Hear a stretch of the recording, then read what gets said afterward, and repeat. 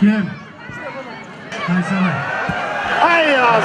Өлкөдө алыш белбоо күрөшү боюнча эл аралык мелдеш өттү. Тажикстан, Өзбекстан жана Кыргызстандын балбандары Ош облусунун Ноокат районунда уюштурулган мелдеште күч сынашты. Жылда өтүлүүчү күрөш быйыл күн ачык, өтө аба ырайы таза дагы. Бул 9 майда өтө чоң күрөштө менин оюмча эң жогору даражада. Тажикстандан, Өзбекстандан, жана Кыргызстандын 6-7 дубаныдан келип отурушат. Бардык күчтүү балбандар дүйнөнүн чемпиондору келишти.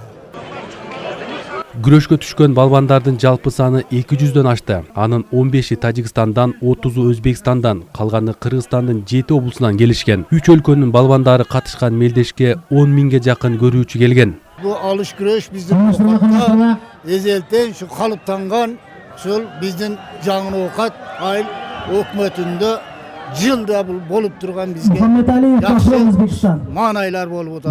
Жақсы, бүгін Жаңы Нокатта 20 миңден ашық азыр ел келіп күрестің башталды. Бирок бул жерде бата кеткен жер. Кубаты толгон Бала кезинде күрөшкөм. Куш келипсиз Ноокатка берген. 30 миң адам бол. Бул болгондо дагы эл аралык күрөш болуп атат. Өзбекстан, Тажикстан, мына бир тууган республикалардан келип жакшы күрөшүп атат. Ушуларга биз рахмат айтабыз. Уюштуруучуларга дагы, силерге дагы чыгармачылык ийгиликтерди каалайбыз.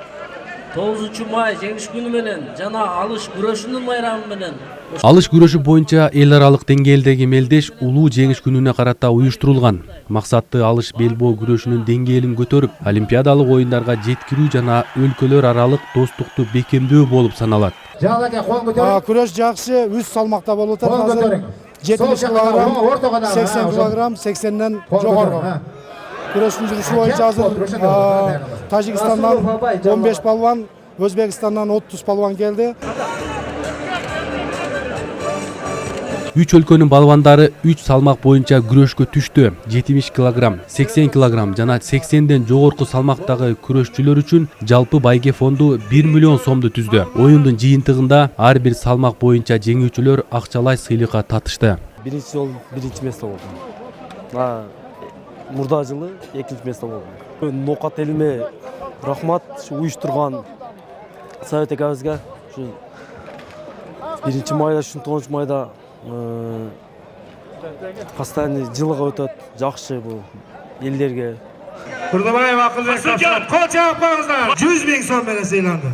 Оюн жыйынтыгында биринчи орунга 100 миң сом, экинчиге 50 миң сом, үчүнчү орундарга 20 миң сомдон акчалай сыйлык берилди. Белгилей кетсек, алыш белбоо күрөшү боюнча мелдеш Ноокат районунда жыл сайын өткөрүлүп келет.